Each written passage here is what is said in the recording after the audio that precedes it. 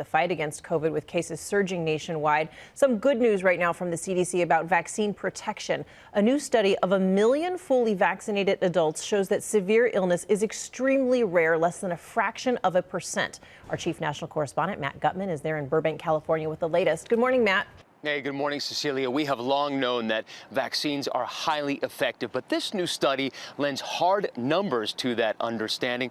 Basically, if you are vaccinated, you are more likely to be struck by lightning than to die of COVID. This morning, that new data showing how effective COVID vaccines have been. A new study of more than 1 million vaccinated adults done pre-Omicron showed less than a fraction of a percent suffered severe COVID-related symptoms, and an even smaller fraction of a percent died. Those who did become severely ill or die were primarily older adults, immunosuppressed, or those living with multiple underlying medical conditions. We are seeing more and more sick patients come into the hospital that aren't vaccinated.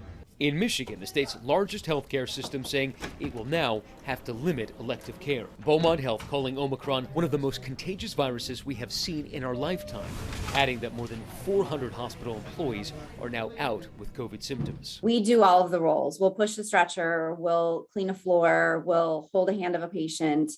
And when you start to become truly understaffed, where you can't even open an area because it's not safe, there's not enough people to monitor, it starts to get a little bit scary.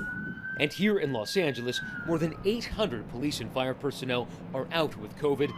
The city defending staff levels despite rising ambulance response times. California officials also facing questions about the Super Bowl. Amid the surge in cases, Mayor Eric Garcetti saying he is certain the big game can be held at LA's SoFi Stadium. Confident that will happen here and that we'll be able to have a great Super Bowl celebration. But the NFL is preparing for backup, as it normally does, reaching out to other venues like the AT&T Stadium in Dallas.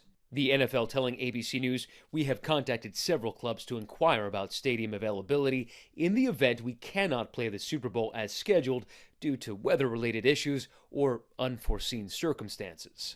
And we're now seeing this national push to recalibrate how the nation thinks about COVID, with 6 of President Biden's former advisors now calling on the president to adopt an entirely new pandemic strategy, one that focuses on the new normal of living with the virus rather than trying to wipe it out. Cecilia. Okay, Matt, thanks so much.